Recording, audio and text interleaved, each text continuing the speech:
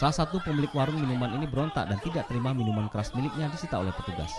Kericuan ini terjadi saat sejumlah petugas dari Polresta Padang menggeledah tokonya yang berada di kawasan Simpang Haru, Kecamatan Padang Timur, Kota Padang, dan menemukan puluhan botol minuman keras ilegal yang disembunyikan di bawah meja kasir.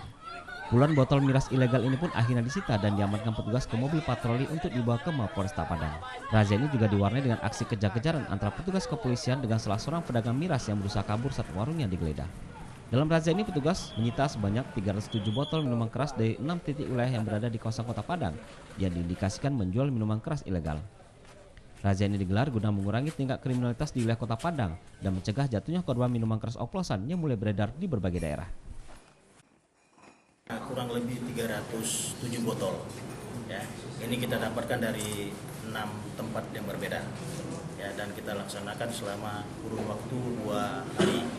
Ya, ini untuk menindaklanjutin perintahnya Pak Kapolda, ya, melalui Kapolres tadi, karena memang beberapa hari terakhir ini sedang viral ya untuk minuman keras oplosan itu sudah banyak mengandung korban, menelan korban khususnya di Pulau Jawa, sehingga Pak Kapolri mengatensi khusus seluruh Polda ini wajib untuk mengadakan razia terhadap minuman keras ini. Ini atensi dari pimpinan langsung. Dari Padang, Budi Sunandar, iNews melaporkan.